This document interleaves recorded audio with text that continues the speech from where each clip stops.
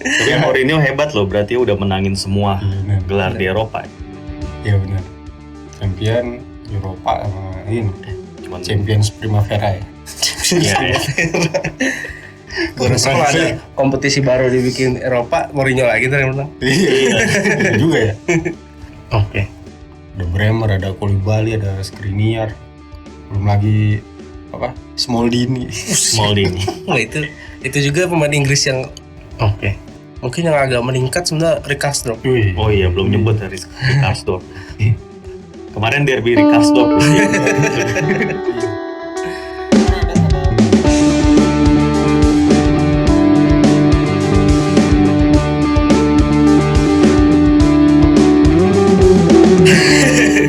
Oke, kembali lagi di Ngalcio bersama gua Isan dan ada Bung Wanda. Apa kabar Bung Wanda? Alhamdulillah. Tampak sumringah sekali nih habis liput Milan Scudetto. Langsung batuk kan. Dan ada Mas Adit, gimana Mas? Baik. Kayak lagi bulan-bulan madunya Mas Adit nih. Yoi. Akhirnya pengorbanan begadang-begadangnya Terbayar. karena Milannya juara. Inter juga juara sih sebenarnya. Iya. Dua lagi. Apa tuh? Dua kan? Copa sama Super Copa ya. Lu mau kemana emang? Arahnya mau kemana nih Inter juaranya? Ah. Dan sebenarnya ada yang juara juga tapi orangnya nggak ada. Oh iya. Setelah Beda. 12 tahun Mas ya, tim Italia nggak ada yang juara di Eropa ya. Oh iya, 12 tahun. Roma akhirnya. Roma akhirnya Piala Champions tandingan ya. Tapi Mourinho hebat loh, berarti udah menangin semua gelar di Eropa. Iya benar. Champion Eropa sama ini. Cuman Champions Primavera ya. iya, ya. Gue rasa kalau ada kompetisi baru dibikin Eropa, Mourinho lagi ntar yang menang. Iya. Itu juga ya. Nah, kalau ngeliat musim ini kan sebenarnya Milan juara karena di antara tim 4 besar cuma Milan yang gak ganti pelatih dari musim lalu ya. Iya benar. Ya kan? Iya. Inter ganti, Napoli ganti, Juve. dan Juve ganti. Dan dari 4 tim ini cuma Inzaghi yang berambut pelatihnya. Jadi ini musimnya pelatih botak ya. Kalau Mas Adit sendiri ini sesuai ekspektasi gak Mas? Oh, di atas ekspektasi lah jelas. Nggak ada yang nyangka Milan bakal juara di awal musim gitu. Paling orang ya kalau nggak Inter gitu ya bakalan pertahanin gelar, kalau nggak ya Juve waktu itu kan, karena lumayan ya transfer pemainnya lumayan walaupun kehilangan Ronaldo di ujung-ujung Mercato ya. Tapi dua tim itulah malah pas lagi putaran pertama itu justru orang jadi jagoin Napoli karena Napoli stabil banget waktu itu di putaran pertama gitu. Nah, Milan ini ya paling ya diperhitungkannya paling bersaing aja lah, baru sebatas bersaing Scudetto 4 besar gitu ya. Tapi kalau untuk juara sih gua rasa jarang gitu yang bisa mengira dari awal gitu. Benar. Kalau lu kan? Sama nggak ada. Gue sih bukan di atas ekspektasi ya, tapi memang nggak expect segitunya gitu. Karena dari awal ya sebenarnya cara Milan awal musim sama musim lalu kan sama aja. Dari pembelian pemain juga kan nggak ada yang terlalu wah ya. Mereka ya praktis cuma perpanjang masa pinjamannya Brand Diaz, terus paling yang benar-benar jadi pembeda yang Menyong doang di kiper gitu. Sisanya sih gue bilang sama aja, tapi sampai pertengahan musim gue sama sekali nggak nyangka Milan bakal stay di sana gitu. Apalagi di paruh musim itu kan Inter yang juara ya, juara paruh musim lah. Dan memang dari segi permainan dan dari hasil pun Inter menunjukkan bahwa mereka siap untuk pertahankan Scudetto. Tapi sejak Februari ya udah berbeda, dan dari situ pun gue udah mewanti-wanti Inter bahwa mereka nggak bisa juara gitu. Dan terbukti di 6 atau 7 jurnal terakhir ya udah gue udah yakin banget Inter bakal melepas, dan memang Milan yang lebih lebih konsisten, lebih punya mental untuk juara setelah musim lalu yang udah hebat banget gitu. Dan ini memang momentum mereka, jadi ya sejak lawan Lazio sih gue udah percaya sih, udah yakin Milan yang Scudetto.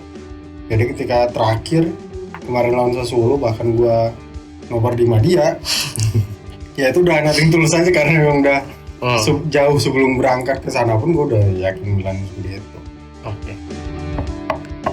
Nah sekarang tadi lu sempet nyebut Maignan ya. Maignan ini kan sebenarnya didatangkan untuk menggantikan sosok yang lumayan besar di Milan sebelumnya ya. Donnarumma yang putra dari akademi yang dilulukan. Iya. Tapi ya lebih memilihkan pindah ke pengen bermain bersama teman-teman yang lebih jago katanya. Tapi ternyata Maignan membuktikan gitu. Nah menurut lu gimana perbedaan dari Maignan dan Donnarumma nih secara permainan? Ya sebenarnya kalau dari sisi kemampuan nggak jauh beda lah sama di antara dua ini, bahkan kalau dari jangkauan refleks itu musim lalu sih ya lebih unggul Donnarumma ya, bisa dibilang gitu. Cuma Donnarumma tadi sempat ngobrol juga kita, kayaknya musim ini tuh dia agak gemukan, agak keberatan badan mungkin, gua nggak tahu ya. Mungkin dia habis juara Eropa kemarin jadi agak turun sih gua rasa dari sisi ininya, kemampuannya gitu. Sementara Mike Maignan itu kan dia datang juga bukan tanpa beban juga, dia walaupun dia gede banget malah bebannya. Iya. Walaupun dia datangnya dari Liga Prancis yang notabene levelnya katakanlah di bawah Liga Italia gitu. Ya dia itu harus nerusin performanya Donnarumma gitu yang sering jadi pembeda juga. Tapi ya buktinya sekarang malah Mike Maignan itu nambah variasi buat Milan lewat kemampuan distribusinya dia. Bisa bahkan dia ngasih 1 assist sempat ke Leao, terus pokoknya dia tenang, dia punya ketenangan, terus faktor komunikasinya juga dia bagus sama defense gitu ya, sama pemain-pemain belakang. Jadi ini bisa dibilang tepat sih pas Mike Maignan itu sekarang ini ya, apalagi dinobatkan jadi kiper terbaik Serie A kan musim ini gitu. Jadi emang dia bisa benar-benar mengemban ekspektasi lah. Kalau yang gue lihat sih sedikit perbedaan Maignan sama Donnarumma, cara dia nepis tuh bolanya pasti nggak jauh-jauh dari posisi dia. Si Maignan. Kalau misalnya Donnarumma kadang ke kaki musuh atau kemana. Kalau Maignan tuh kayak antara back. Itu pasti kalau dia nggak bisa nangkep, dia tuh bisa nepis ke daerah jangkauan dia doang gitu. Mungkin itu ada trik khusus yang diajarkan oleh Lord Dida ya. Kita nggak tahu. Musim lalu kan belum ada Dida ya. Iya benar. Ya mungkin ada andil di juga kali Mas ya, banyak. Terus itu dari kiper terbaik Serie A nih, kita geser ke pemain-pemain belakang yang di musim ini performanya cukup bagus. Ya selain Maignan mungkin di lini belakang Milan ada, kalau Theo udahlah tahu lah ya. Udah.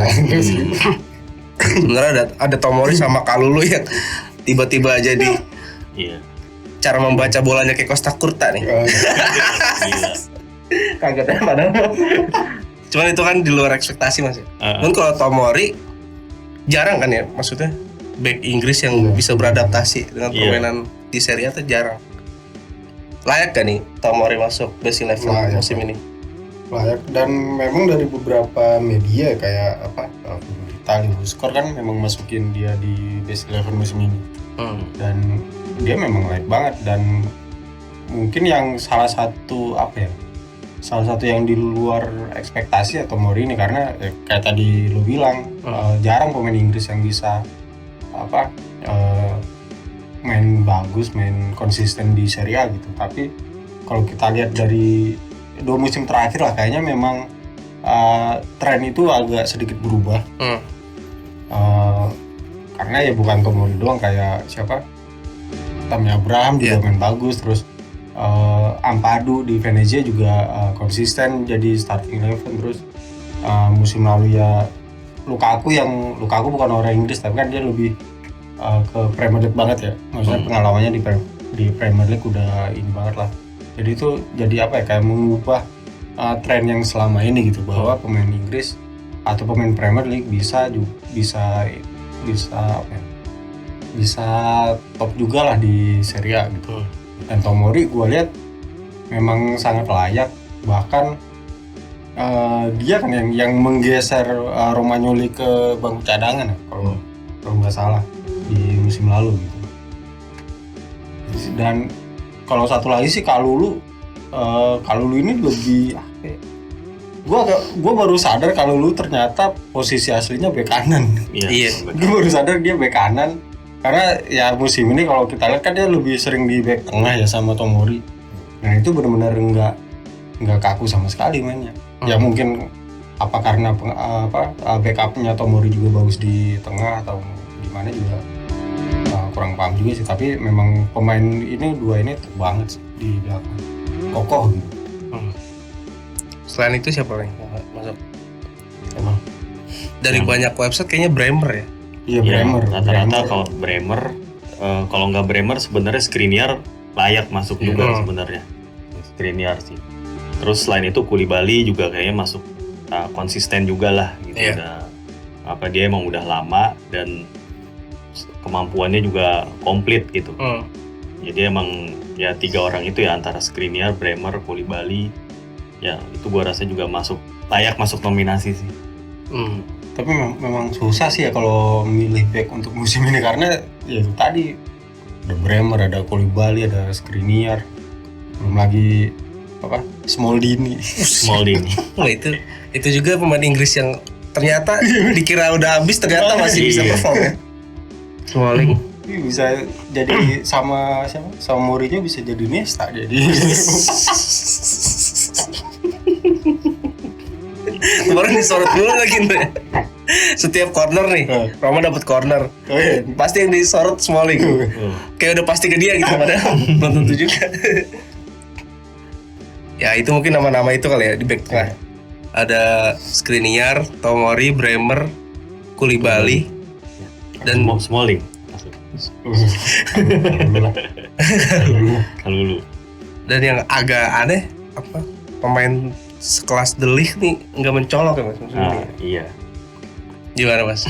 Ya gua rasa sih emang secara tim emang Juve bisa dibilang ya kebalikannya Milan, mereka di bawah ekspektasi sih. Jadi ya karena secara tim mereka juga performnya kurang oke, jadi pemain-pemainnya pun juga jadi kayak seakan-akan ikut turun gitu. Dan emang nggak ada yang menonjol gitu emang dari defense-nya Juve ya. Itu emang sering Allegri kan sering ngeganti-ganti, kadang-kadang pakai ada Bonucci, kadang-kadang De Ligt sama Chiellini, kadang-kadang juga Rugani gitu. Jadi emang ya mungkin gue paham maksudnya Allegri itu kan karena rotasi lah ya. Chiellini sama Bonucci kan udah berumur gitu. Jadi emang mereka harus sering mainin back-back yang lebih muda. Tapi ini emang jadinya ini membuat back-back Juve ya, termasuk De Ligt juga, gua rasa emang performanya juga kurang bagus sih gitu kalau musim ini. Maksudnya bukan kurang bagus, kayak ya untuk standarnya dia masih agak kurang lah gitu. Terus paling di sini gue juga nyorotin kayak musim lalu kan back-back kayak Milankovic itu kan kayaknya banyak banget disebut gitu. Tapi kayaknya musim ini kayak biasa aja gitu performa dari si Milankovic. Gitu sih. Apalagi back-backnya Atalanta. Iya, back Atalanta. Coret semua, coret. Gak jelas. Iya, gara-gara nggak ada Romero, Atalanta kayaknya berantakan. Ya Atalanta sekalipun lagi prime-nya kayak 2 musim terakhir juga kan pertahanannya juga rapuh juga. Maksudnya kebobolan banyak gol, sekalipun mereka mencetak lebih banyak gol gitu. Kalau dari fullback kanan nih, kalau setengah awal musim ya yang dibilang tadi Napoli perform, salah satunya karena di Lorenzo-nya sih. Iya, Lorenzo. Lorenzo apa ya? Dia kayaknya percaya dirinya lagi tinggi-tingginya setelah sama timnas Italia juara. Iya. Jadi pulang dari situ kan jadi jadi sorotan lah ketika kembali ke Napoli gitu, dan terbukti di awal musim Napoli sampai 9 kemenangan beruntun itu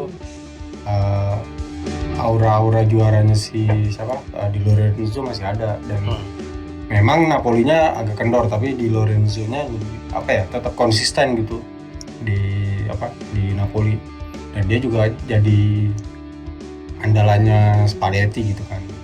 Bahkan nggak cuman untuk bertahan, tapi ketika menyerang pun dia jadi kayak duetnya sama Politano ini mengerikan. Kombinasinya. Politano. Gimana Mas Adit? Ya, dari sisi emang kalau kanan. dari fullback kanan musim ini sih kayaknya nggak ada yang menonjol banget ya selain Di Lorenzo. Emang sejak dia benar-benar diandelin di timnas itu emang agak beda mainnya gitu ya.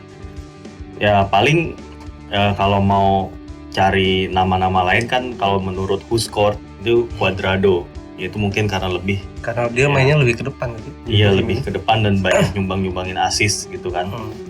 Terus paling kalau bek kanan yang lain di tim-tim papan atas pun ya, kalau Milan, kalau Calabria, menurut gua Calabria ya naik turun lah performanya gitu, nggak yang konsisten banget gitu ya. Modal semangat dong. Iya, semangat. Ya semangatnya boleh lah. Modal semangat. Terus ya Inter kan juga dia pakai wingback gitu, nggak yang bek kanan bek kanan yang dalam formasi 4 back gitu. Paling tapi Dumfries oke sih buat tahun pertamanya dia di Serie A, dan terus dia ngegantiin posisinya Hakimi gitu. Menurut gue sih dia tampilnya bagus juga gitu. Tambah lagi Darmian juga menurutku juga cukup oke lah. Terus paling di luar nama-nama itu ya dari Empoli gue ngeliat yang namanya si itu Stojanovic itu, menurut gue itu punya potensi juga itu bek kanannya. Tapi kalau yang agak-agak turun sih kayak Lazzari ya, kayak kurang kedengeran musim ini sih. Dulu kan sebelumnya tuh musim-musim sebelumnya Lazzari itu selalu bagus mainnya gitu. Cuman kayaknya musim ini agak-agak turun. Mungkin yang agak meningkat sebenarnya Rickarsdorp. Oh iya, belum nyebut dari Rickarsdorp. Kemarin derby Rickarsdorp berarti. Kan ada satu momen ketika pemain Roma sama Feyenoord ini kan ribut. Dia yang misahin. Benar, cuman dia bisa ngerti pasnya berbahasa Belanda buat translatein kayaknya. Dan pemain Feyenoordnya manut gitu, dia ngomong udah iya ya udah cabut. Padahal lagi panas-panasnya sama Smolny. Ya kalau dari fullback kiri yang paling mencolok mungkin Theo. Ya pasti. Itu no debat lah, dia salah satu faktor kuat juga Milan bisa Scudetto musim ini ya. Juga. Bahkan beberapa kali jadi kapten ya Mas. Iya, beberapa kali. Pernah waktu nggak ada Calabria nggak main, Romagnoli nggak main, Theo yang jadi kapten. Dan dia lumayan jarang cedera juga ya musim ini ya. Iya, jarang cedera.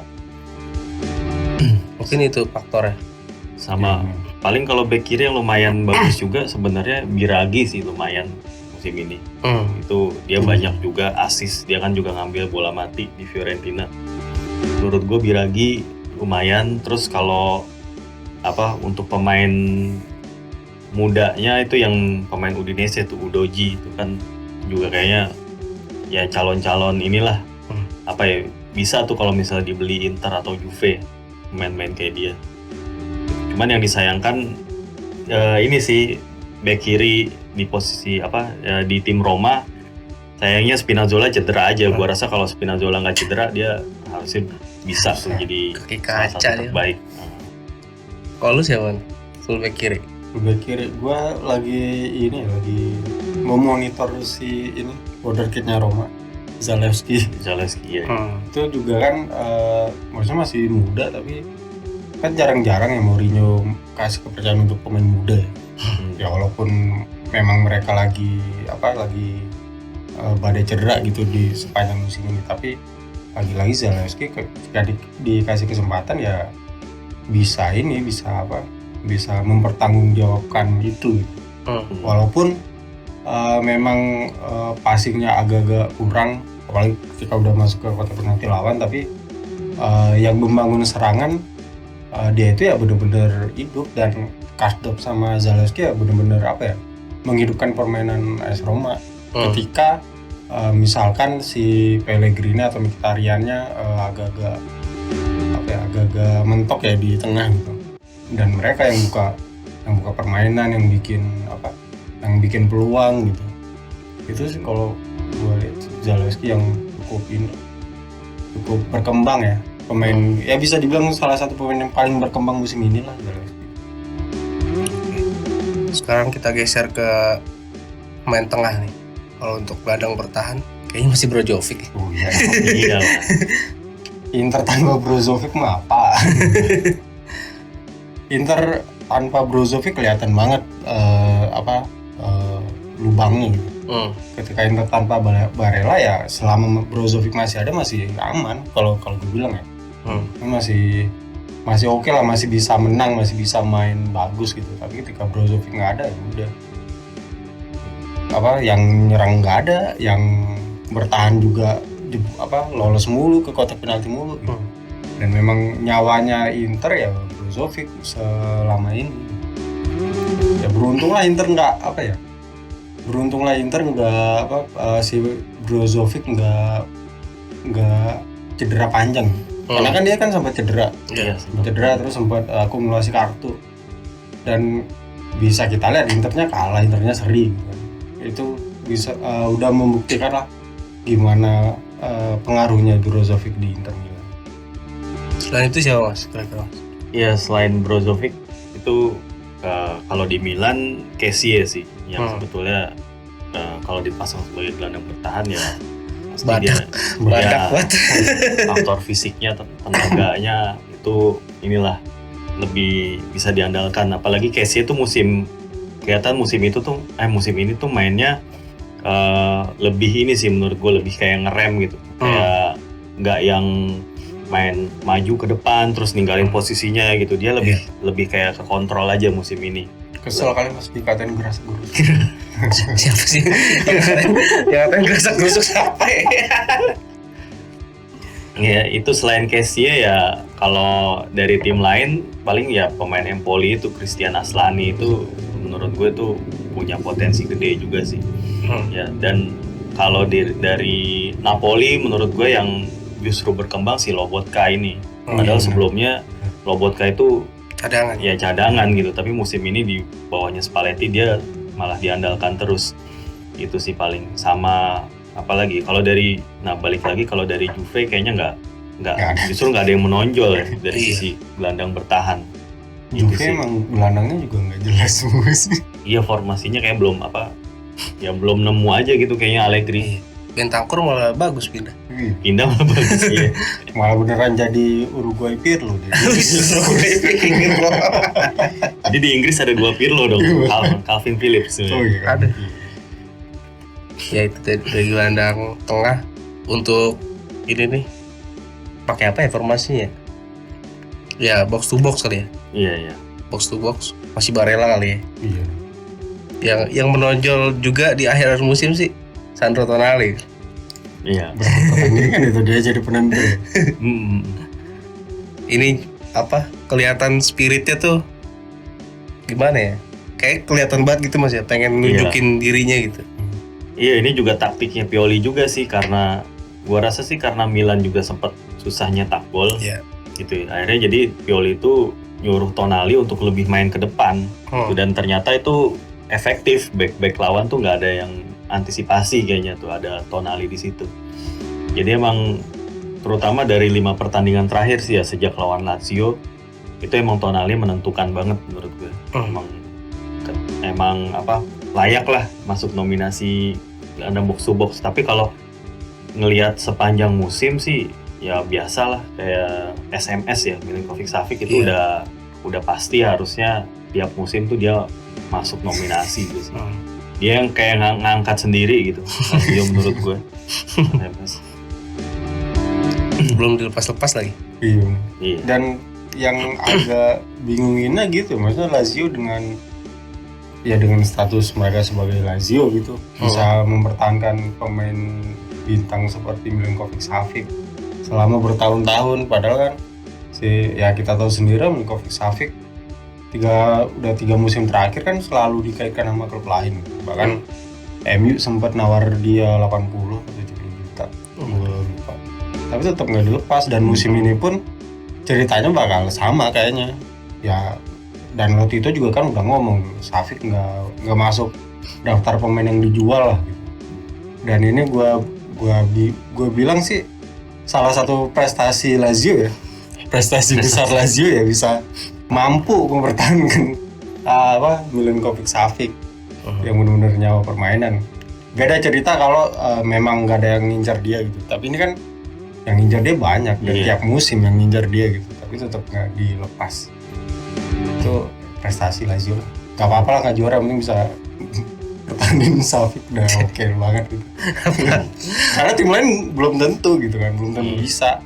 Ya Inter aja kemarin jual berapa pemain, musim ini pun Inter terancam kehilangan pemain-pemain bintang juga gitu. Tapi Lazio dengan entengnya bisa mempertahankan Savic. Keren ini. Selain itu siapa Mas kira-kira? Kalau box to box ya itu sih paling dari Sassuolo, Fratesi itu lumayan meningkat juga tuh penampilannya musim ini. Di luar itu ya siapa ya, kalau Roma gelandangnya itu kan kayak ganti-ganti juga ya. Terlalu banyak rotasi. Sergio Oliveira lah sekarang gitu. Kayaknya sih ya itu gue kepikirannya sih si Fratesi aja. Torreira ya kayaknya sekarang lebih main box to box juga ya, soalnya si Amrabat yang jadi gelandang bertahannya gitu. Torreira sama si Duncan kalau di Fiorentina. Yang sama Torreira berarti ya. Oh yang stylishnya gelandangnya Hakan lah. Tapi Hakan di Inter bagus kan, Bro? Bagus. Dia top assist di Inter 11 atau 12 gitu. Iya. Iya. Sebenarnya dia agak masuk sih emang skemanya Simone Inzaghi kayak Luis Alberto di Lazio ya Mas. Iya. Ada salam buat Hakan. Salam buat Hakan. Dan memang yang mengejutkan dari Hakan ini kan dia nggak terbiasa main sama 352 ya. Pernah sih sebenarnya, cuma dijadiin sayap kiri. Iya, tapi nggak cewek tuh ketika di Milan pertama di awal-awal kan. Iya. Makanya dia nggak bisa di awal musim sama Milan dia nggak bagus lah. Bahkan dia sempat ngomong gitu, dia baru pertama kali main dengan 352 atau main dengan 3 back. Formasi 3 back itu ya di Italia, karena selama di Bundesliga nggak pernah formasi kayak gitu, nggak pernah main 5 gelandang sejajar di tengah itu nggak pernah, dan di Italia doang.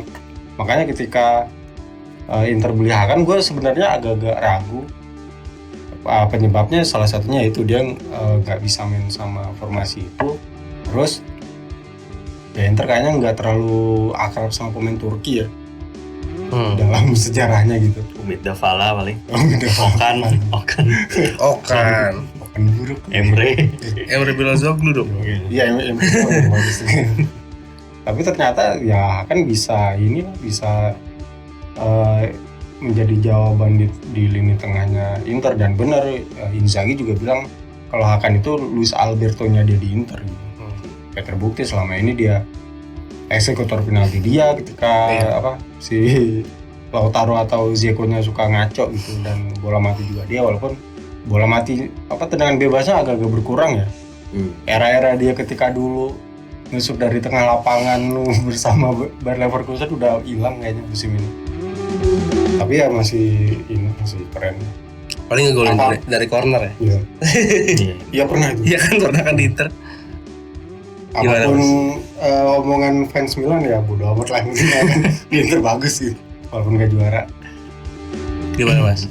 Ya paling kalau gelandang yang lebih nyerang mainnya tuh kayak Lorenzo Pellegrini sebenarnya lumayan, cuman kayaknya dia juga musim ini nggak terlalu konsisten aja sih. Kadang-kadang kayaknya pernah cedera juga gitu ya si Pellegrini.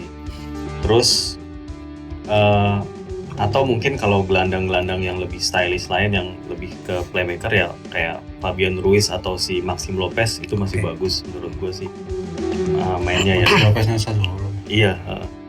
Terus sama apa ya, yang agak-agak turun justru kayak Malinowski itu. Kalau musim lalu kan Malinowski bagus banget tuh. Cuma musim ini kayaknya kurang kedengeran aja gitu. Terus kalau di Milan sendiri itu nggak apa ya, nggak ngandelin nomor 10 banget kan sebenarnya kan, kayak Brahim kan nggak konsisten. Terputus di gelandang serang ya, mungkin aliran serangannya kurang bagus, jadi terputus di situ. Lanjut ke winger kali ya, depan ya. Iya. Menyerang sayap siapa, Wan? Sayap Leao. Iya Pak, yang nggak bisa ngelewatin tiang listrik itu.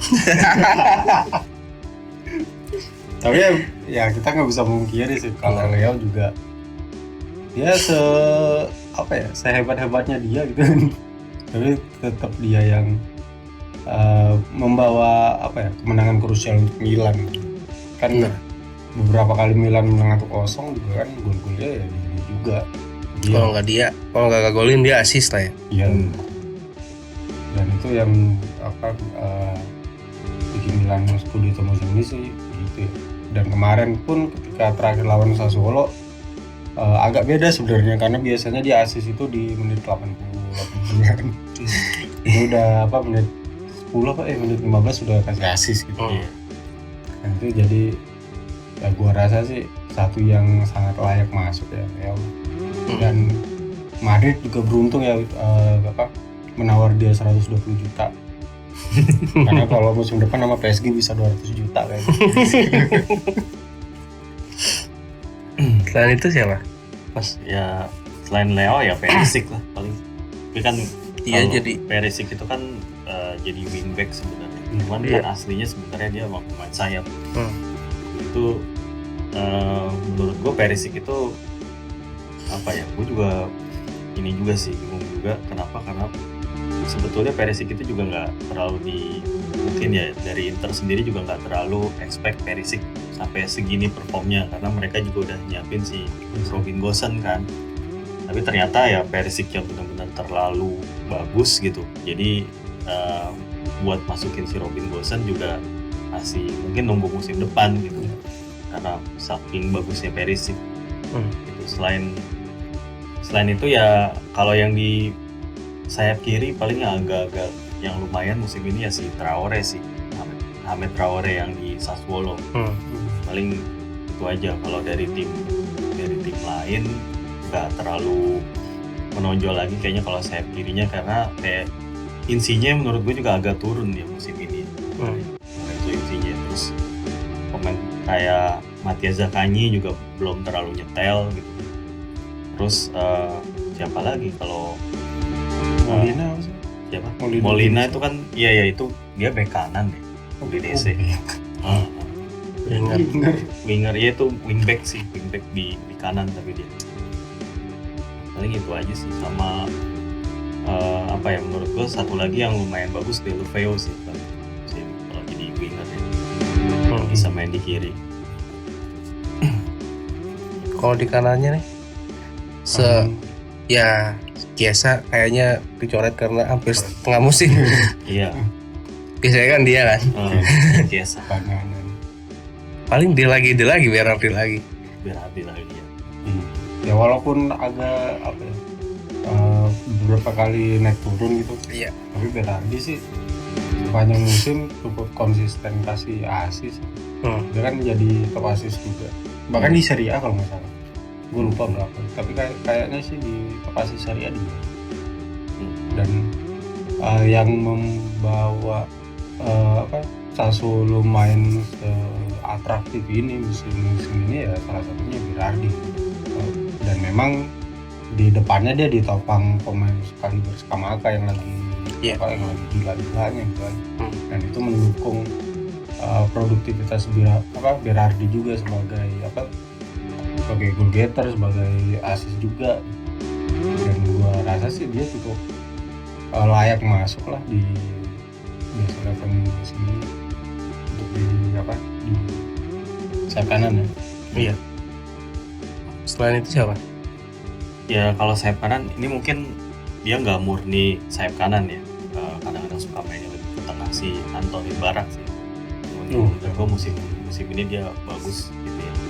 Dan kayaknya bakalan jadi ini juga nih, jadi incaran tim-tim yang lebih kuat gitu. Dia bisa main ya tadi gue bilang dia bisa main di tengah, dia juga bisa main sayap. Ya terus punya teknik yang bagus. Menurut gue tuh ya kalau dia konsisten dia bisa apa ya paling nggak pindah ke tim-tim kayak Lazio gitu bisa lah, atau ke Roma, atau bahkan ke tim yang lebih papan atas lagi gitu. Itu bukan nggak mungkin juga. Selain itu ya siapa ya, soalnya kalau dari biasanya kan pemain Atalanta tuh cukup mendominasi ini. Kayak musim ini tuh nggak ada yang bisa hilang semua. Ini sih ya nggak ada yang bisa di Jeremy Boga di situ juga kurang. Jeremy Boga, ya kurang juga gitu. Sama Gonzales kan Mas? Nico Gonzales ya tuh ya dalam beberapa pertandingan terakhir dia lumayan bagus sih. Cuman emang belum konsisten semusim aja sih. Jadi kayaknya emang Berardi itu nggak ada saingan lah. Gak apa-apa lah dia membawa Italia juara Euro, sekaligus gagal membawa Italia masuk ke dunia. Sekarang masuk aja penyerang tengah lah. Top skornya Immobile lagi. Ini lagi ya. Apa emang gak ada nama lain apa gimana?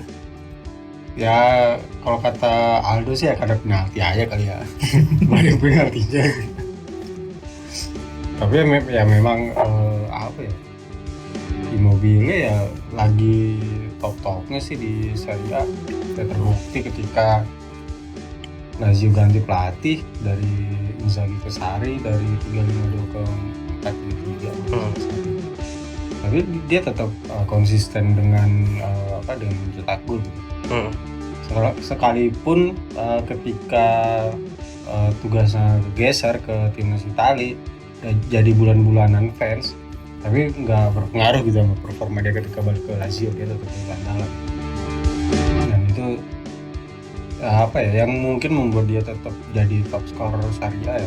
Bahkan ngalahin Ronaldo musim lalu, ngalahin Ronaldo sebagai top scorer. Jadi gua rasa sih ya sangat layak lah Immobile. Udah kalau Osimhen galak banget. Iya, Osimhen galak tapi Iya sempet cedera juga, sempet main di Piala Afrika ya dia juga kan. Dan memang di sisa musim kan dia pakai pelindung wajah. Iya. Jadi mungkin itu berpengaruh. Jadi kelihatan kurang fokus. Jadi ekor matanya ketutup. Dan anehnya bukan aneh sih, guanya aja yang nggak tahu ya. Dia masih umur berapa? 21. Masih muda emang. Iya. Dan yang bikin kaget itu ya dia terpilih sebagai pemain terbaik U23. Gue kayaknya masih muda. Pemain terbaik tapi masih U23. Nah kalau Inter sendiri kan semenjak ditinggal Lukaku kan lebih banyak Lautaro nih yang ngambil peran itu. Apakah Edin Dzeko sering kepleset atau gimana? Ya Edin Dzeko memang udah lewat aja sih, dan seharusnya sih Inzaghi harus pintar-pintar bikin keputusan terkait Dzeko. Dia harusnya sadar Dzeko nggak bisa main full,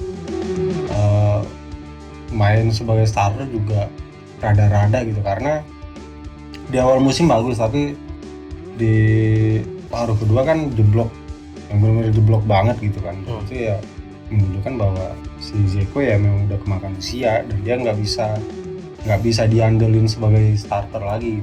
Sebagai pengganti oke lah, tapi kalau untuk starter apalagi masih 90 menit ya enggak lah, jauh gitu. Tapi kalau ngomong usia harusnya nggak ada alasan, karena penyerang Milan ya kan beda di kualitas individunya.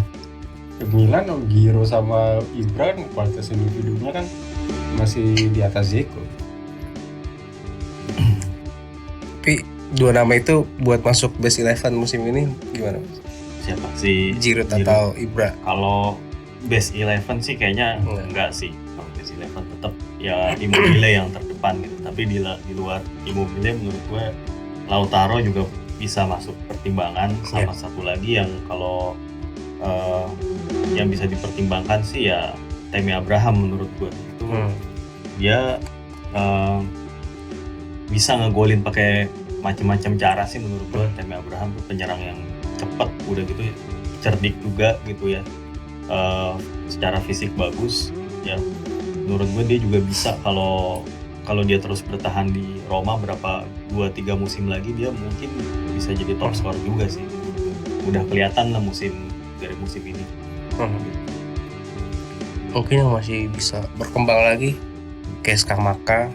Iya, Skamaka juga. Dan yang jadi pertanyaan banyak orang kan di pertengahan musim kemarin kan, nama ini jadi bursa yang cukup panas. Iya kan?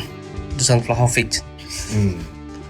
Pas dia pindah malah agak nurun ya, mungkin proses adaptasi. Tapi kira-kira di musim depan gimana Mas Vlahovic? Ya harusnya sih menurut gue udah pasti, malah Juve tuh dengan dia udah beli Vlahovic harganya segitu, berapa sih, hampir 80 juta. Udah harus benar-benar memusatkan semua ibaratnya proyeknya Juve itu dia sentralnya gitu. Makanya mereka harus cari cara atau cari pemain-pemain yang emang cocok buat jadi yang bisa kasih bola ya, player bolanya ke Vlahovic. Terbukti dia waktu di Fiorentina malah lebih banyak koleksi golnya, lebih tajam gitu. Dan memang cara mainnya Fiorentina juga beda di tangan Italiano kan, emang ini banget mainnya, proaktif banget gitu. Ya mungkin Allegri juga harus ngasih ya cara mainnya juga, selain ngasih pemain-pemain yang tepat ya, cara mainnya ya harus yang benar-benar ngedukung Vlahovic supaya dia bisa dapat lebih banyak peluang nyetak gol sih. Oke deh. Dari base 11 ada tambahan? Oh iya, paling yang tadi belum kesebut Zaniolo sih paling. Iya. Sebenarnya layak juga, tapi ya karena ada yang lebih baik dari dia aja sih. Zaniolo kayaknya lebih ngasih angin-anginan ya. Karena mungkin karena keputusan Mourinho juga yang ada ngerotasi dia juga kan sempat ngambek juga sama Mourinho karena terlalu sering diganti. Jadi ya mungkin itu berpengaruh ke psikologisnya dia dan berpengaruh ke permainan di lapangan. Jadi yang membuat dia kayaknya ya di situ-situ aja, walaupun memang baru sembuh dari cedera panjang, tapi kalau untuk musim ini masih angin-anginan ya. Tapi untuk musim depan sih harusnya bisa mendapatkan. Dari tim-tim kecil ya, Beto. Ya Beto awal-awal musim Beto memang bagus sih sama Udinese kan. Tapi yang lebih konsisten dari Beto itu si Arnautovic sebetulnya. Ya walaupun udah umurnya 33 tahun kayaknya. Tapi dia itu good signing buat Bologna menurut gue. Sama Pinamonti. Iya, Pinamonti juga. Dia baru musim ini pertama kali cetak 2 digit gol. Kan biasanya 10 bawah lah. Musim ini berapa ya? 15. Biasanya mainnya 3 menit. Dia main banyak. Iya. Waktu dipinjemin ke Genoa juga kan jarang gitu. Maksudnya pilihan utama tapi jarang golin, tapi ketika di Empoli bikin gol ke gawang Inter. Ya mungkin agak deg-degan banget itu. Yang keluar dari tadi yang kita omongin paling Belotti sih paling yang agak-agak ngilang agak ngilang musim ini. Itu doang sih paling. Sama yang mungkin terganggu cedera Dufan Zapata yang biasanya ganas. Ya sebenarnya sih kita berharap setiap musim tuh ada nama-nama yang bikin kejutan ya Mas ya. Masuk base 11. Iya, paling musim depan bisa jadi Dybala ya Mas. Sama kayak ya seenggaknya nasibnya jangan kayak Calhanoglu lah. Inter mau Scudetto malah tim sebelumnya yang Scudetto gitu. Tapi dia harus percaya proses. Ya mungkin teman-teman ada mau nambahin pemain-pemain yang mungkin bisa masuk pertimbangan, silakan tulis di kolom komen. Dari kami cukup sekian. Ciao.